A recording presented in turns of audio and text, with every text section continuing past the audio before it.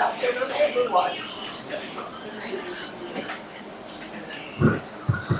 Good afternoon, everyone. Today we will be conducting the pre-bid conference for 3 civil work projects. So to start with, let us all stand for the prayer. In the name of the Father, the Son, and the Holy Spirit.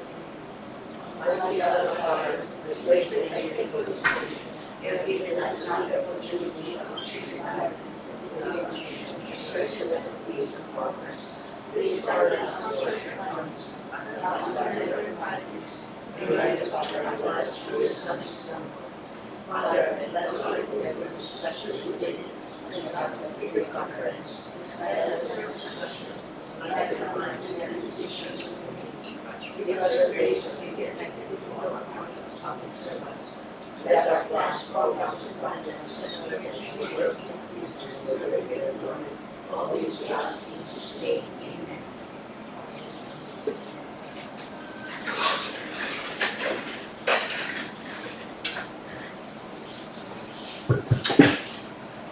I would like to ask the Bank Secretariat to read the attendees for this activity. And for the attendance, we have here our Bank Vice Chairperson, Engineer Francisca Marcon. And for the bank members, we have Engineer Choi Villanueva, Engineer Elidura Zulia, and Ms. Joy Tuspar. And for our DPWH, we have here Engineer Lea Joy Galindo, Ms. Iluminada Indencio,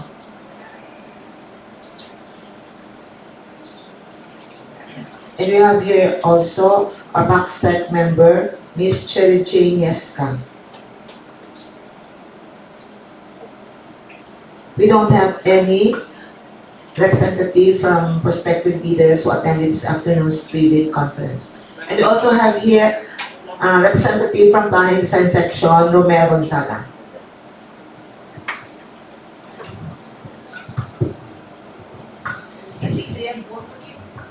And our TWG member, we have also here Engineer Adrian Von Villarreal.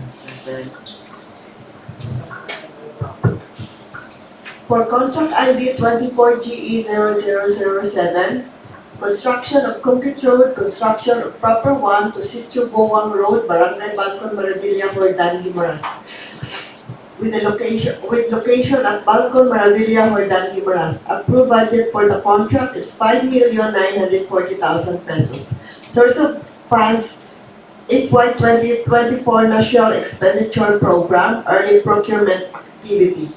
Contract duration 49 calendar days. Cost of billing documents is 10,000 pesos. Number 2, with contract ID 24GE0008, construction of concrete road, construction of Pugnay to Alagisok Road, Barangay Pugnay and Barangay Alagisok, Hordan, Guimaras.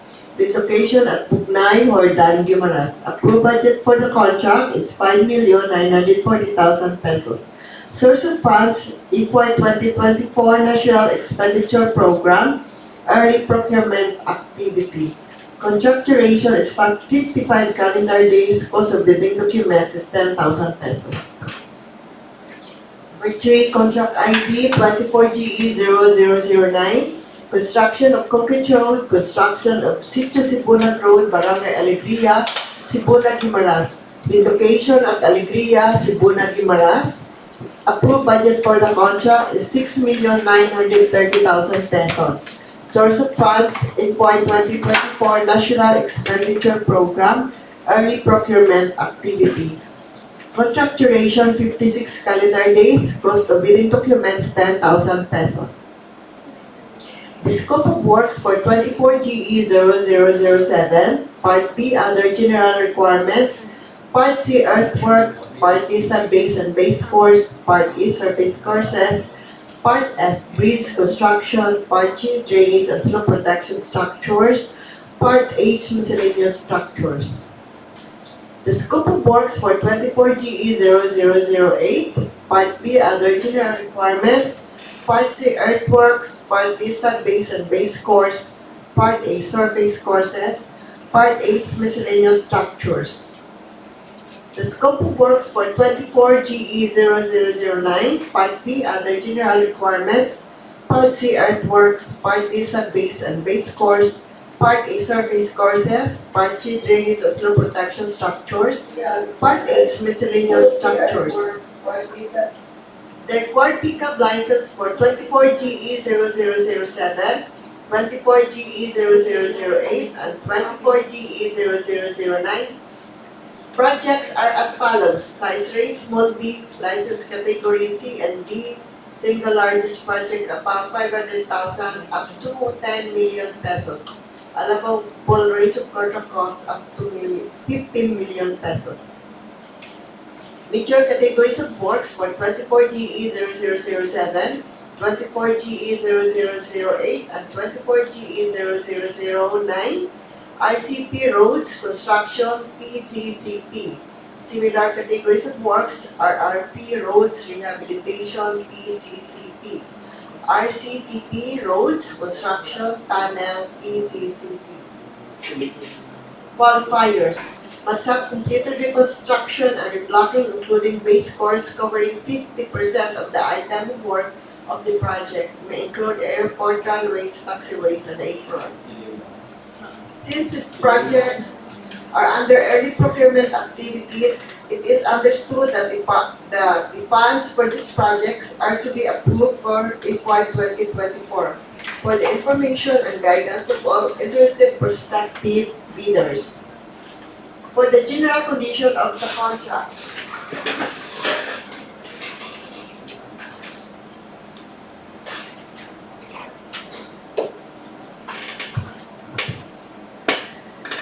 notes of the general conditions of contract. The general conditions of contract in this section read in conjunction with the special conditions of contract in section 5 and other documents listed therein. Should be a complete document expressing all the rights and obligations of the parties. Matters governing performance of the contractor, payments under the contract, or matters affecting the risks, rights, and obligations of the parties under the contract are included in the GCC as special conditions of contract. Any complementary information which may be needed shall be introduced only through the special conditions of contract.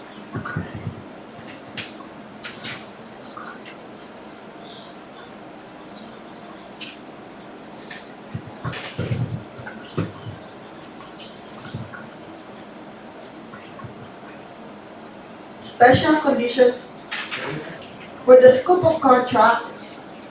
The contract shall include all such items, although not specifically mentioned, that can be reasonably inferred as being required for its completion as if such items were expressly mentioned herein.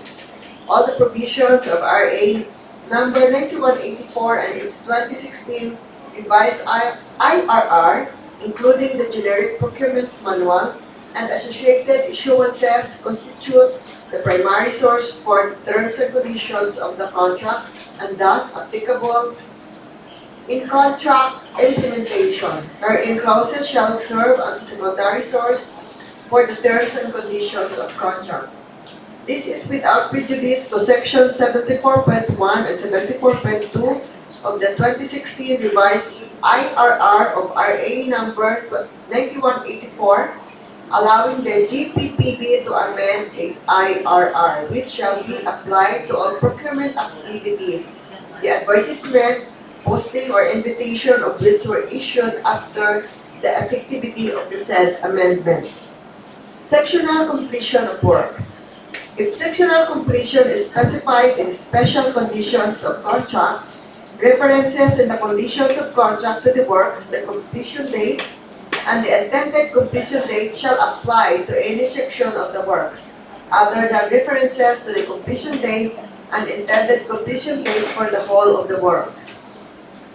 For the position of site, the procuring entity shall give position of all or parts of the site to the contractor based on the schedule of delivery indicated in the ECC, which corresponds to the execution of the works.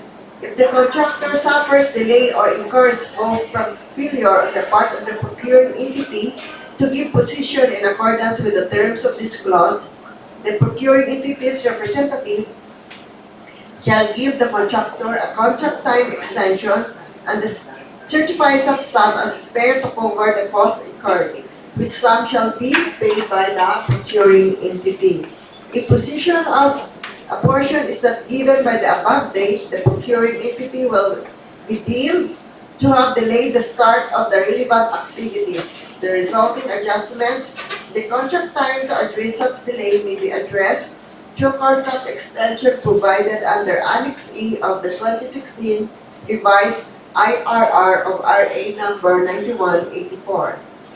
For the contractor's obligations, the contractor shall employ the key personnel named in the schedule of key personnel indicating their designation in accordance with ITB Clause 10.3 and specified in the BDS to carry out the supervision of the works. The procuring entity will approve any proposed replacement of key personnel only if the relevant qualifications and abilities are equal to or a bit better than those of the personnel listed in the schedule.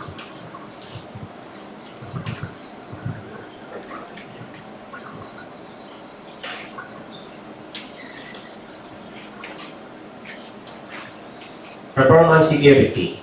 Within 10 calendar days from the receipt of the notice of award from the procuring entity, but in no case later than the signing of the contract by both parties, the successful bidder shall furnish the performance security in any of the forms prescribed in Section 39 of the 2016 revised IRR. The contractor, by entering into the contract with the procuring entity, acknowledges the right of the procuring entity to institute action pursuant to RA number 3688 against any subcontractor, be they an individual firm, partnership, corporation, or association, supplying the contractor with labor, materials, and or equipment for the performance of this contract. Site investigation reports. The contractor, in preparing the bid, shall rely on any site investigation reports referred to in the SCC, supplemented by any information obtained by the contractor. Warranty. In case of the contractor fails to undertake the repair works under Section 62, 22.2 of the 2016 revised IRR, the procuring entity shall forfeit its performance security, subject its property or properties to attachment or garnishment proceedings, and perpetually disqualify it from participating in any public bidding. All payables of the GOP in his favor shall be offset to recover the cost. The warranty against structural defects or failures except that occasioned on force majeure shall cover the period from the date of issuance of the certificate of final acceptance by the procuring entity. Specific duration of the warranty is found in the ECC. Liability of the contractor. Subject to additional provisions of any set forth in the SCC, the contractor's liability under this contract shall be as provided by the laws of the Republic of the Philippines. If the contractor is a joint venture, all partners to the joint venture shall be jointly and severally liable to the procuring entity. Termination for adverse causes. Contract termination shall be initiated in case it is determined prima facie by the procuring entity that the contractor has engaged before or during the implementations of the contract in unlawful deeds and behaviors relative to contract acquisition and implementation, such as but not limited to corrupt, fraudulent, collusive, coercive, and obstructive practices as stated in ITB Clause 4.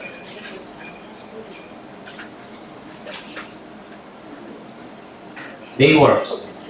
Subject to the guidelines on Variation Order in Annex E of the 2016 revised IRR of RA 9184, and if applicable, as indicated in the ECC, the day works rate in the contractor's bid shall be used for small additional amounts of works only when the procuring entity's representative has given written instructions in advance for additional works to be paid for in that way. Program of work. The contractor shall submit to the procuring entity's representative for approval the said program of work, showing the general methods, arrangements, orders, and timing for all the activities in the works. The submissions of the program of works are indicated in the SCC.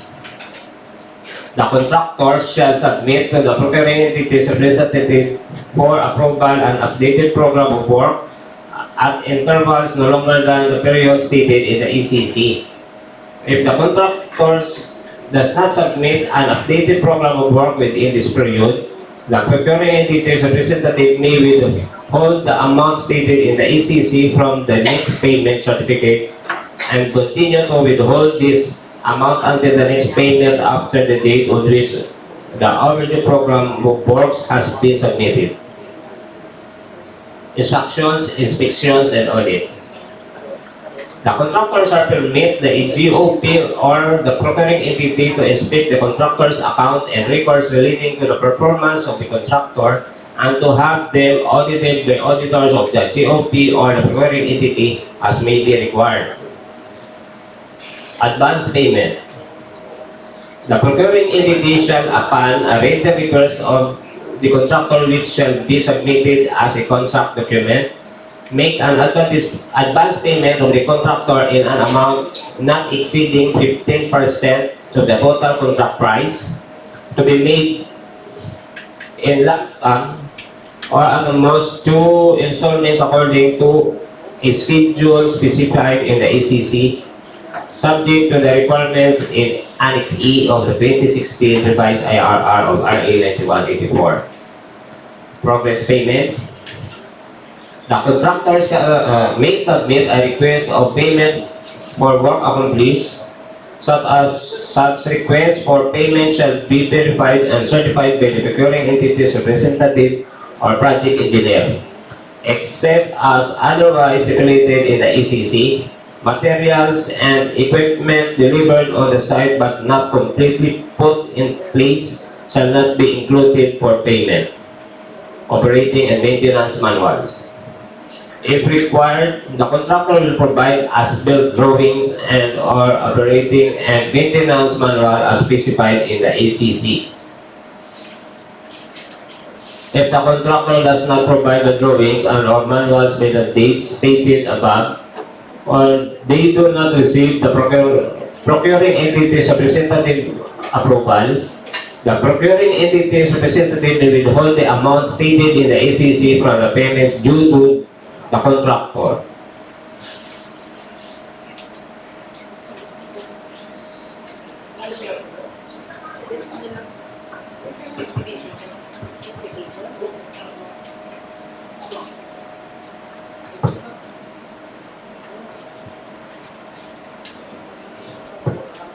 Section 5, Special Conditions of Contract.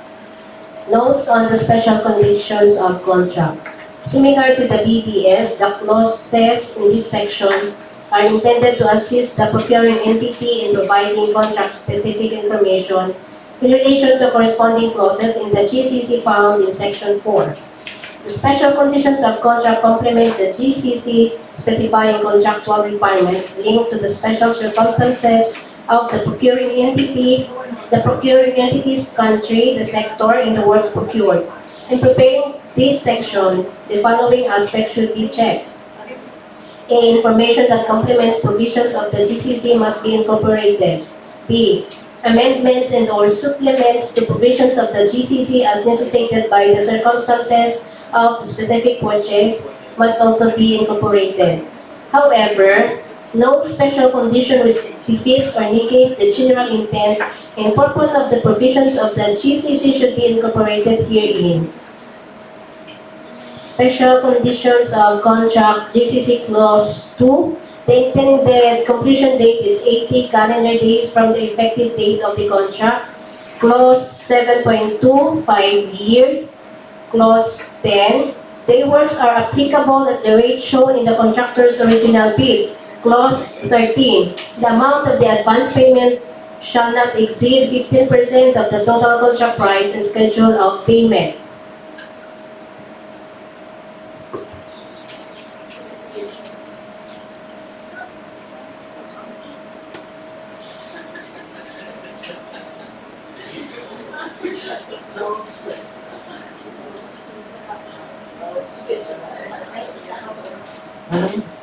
Specific notes on specifications. A set of precise and clear specification is prerequisite for bidders to respond realistically and competitively to the requirements of the procuring entity without qualifying or conditioning their bids.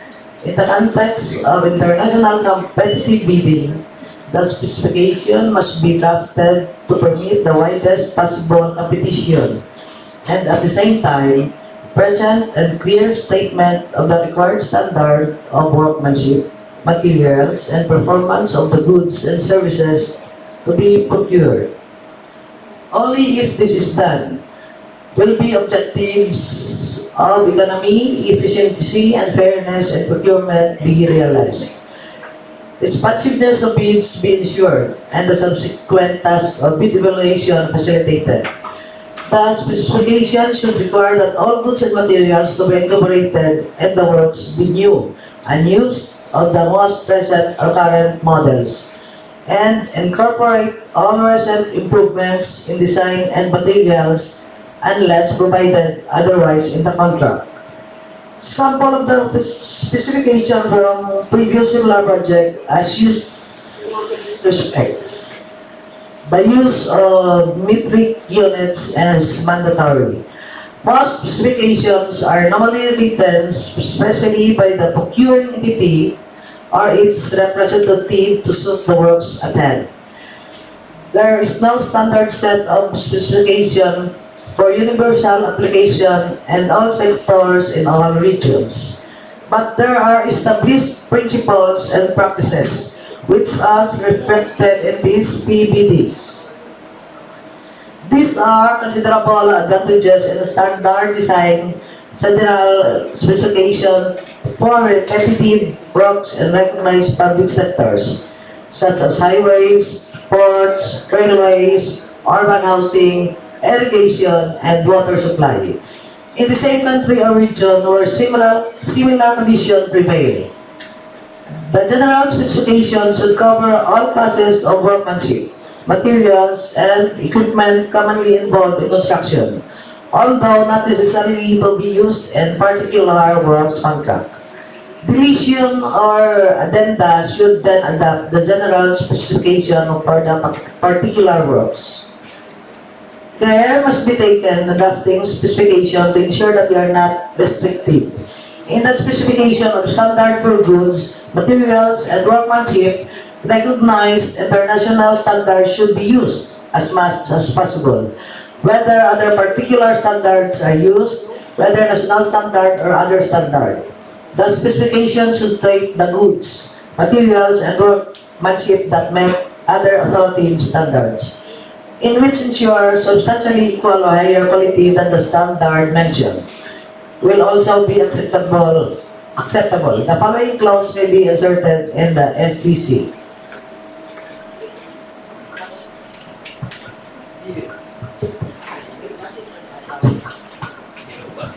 For Section 7, drawings, please see attached uploaded files on PhilGIPS and DPWH website. For Section 8, Bill of Quantities, notes on the Bill of Quantities.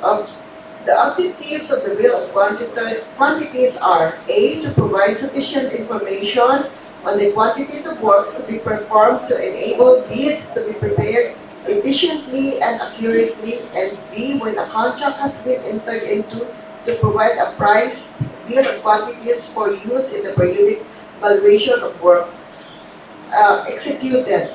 In order to attain these objectives, work should be itemized in the bill of quantities in sufficient detail to distinguish between the different classes of works or between works of the same nature carried out in different locations or in other circumstances which will give rise to different considerations of cost. Consistent with these requirements, the layout and content of the bill of quantities should be as simple and brief as possible. For day work schedule, a day work schedule should be included only if the probability of unforeseen work outside the items included in the bill of quantities is high. To facilitate checking by the entity of the realism of rates quoted by the bidders, the day work schedule should normally comprise the following: A list of the various classes of labor, materials, and constructional plant for which basic day work rates or prices are to be inserted by the bidder, together with a statement of the conditions under which the contractor will be paid for work executed on a day work basis. Letter B, nominal quantities for each item of day work to be priced by each bidder at day work rates as bid. The rate to be entered by the bidder against each basic day work item should include the contractor's profit, overhead, supervision, and other charges. For provisional sums, a general provision for physical contingencies like quantity overruns may be made by including a provisional sum in the summary bill of quantities. Similarly, a contingency allowance for possible price increases should be provided as a provisional sum in the summary bill of quantities. The inclusion of such provisional sums often facilitates budgetary approval by avoiding the need to request periodic supplementary approvals as the future need arises. Where such provisional sums or contingency allowances are used, the ECC should state the manner in which they will be used, and under whose authority, usually the procuring entity's representatives. The estimated cost of specialized work to be carried out or of special goods to be supplied by other contractors should be indicated in the relevant part of the bill of quantities as particular provisional sum with an appropriate brief description. A separate procurement procedure is normally carried out by the procuring entity to select such specialized contractors, to provide an element of competition among the bidders in respect of any facilities, amenities, attendance, etc. to be provided by the successful bidder as prime contractor for the use and convenience of the specialist contractors. Each related provisional sum should be followed by an item in the bill of quantities inviting the bidder to quote a sum of such amenities, facilities, attendance, and etc. Signature box. A signature box shall be added at the bottom of each page of the bill of quantities where the authorized representative of the bidder shall affix his signature. Failure of the authorized representative to sign each and every page of the bill of quantities shall be a cause for rejection of his bid. These notes for preparing a bill of quantities are intended only as information for the procuring entity or the person drafting the bidding documents. They should not be included in the final documents. These are the documents comprising the bid. For legal documents, PhilJEP's registration, SIC registration or DTI registration, mayor's permit, tax clearance. For technical documents requirements, statement of ongoing contracts, statement of either single largest completed contracts, pickup license or special pickup joint venture license, bid security, organizational chart, list of contractors' major equipment, list of contractors' minimum materials testing equipment, omnibus form statement, ITR and financial statement, and FCC computation, valid joint venture agreement if applicable. For financial documents requirements, financial bid form, bill of quantities, detailed estimates including summary sheet, quarterly, monthly cash flow, and payment schedule. All documents shall be printed in A4 format, tabbed and bounded. Please attach the bidding documents in the technical component of your bid. For the bids to be submitted electronically or online, the following procedures should be observed following DO 87-2020. Number 1, submission of electronic official receipt of purchase of the bidding documents. Number 2, confirmation of the electronically submitted official receipt. Number 3, preparation and submission of an electronic bid. Number 4, notification of an electronic bid. Number 5, non-participation in the bidding.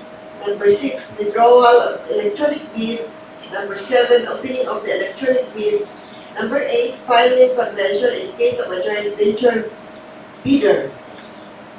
Bid opening for 24GE0007, 24GE0008, and 24GE0009 shall be on November 29, 2023, Wednesday, 9 a.m. at second floor, bidding room, DPWH Guimaras District Engineering Office, San Miguel, Hordan, Guimaras.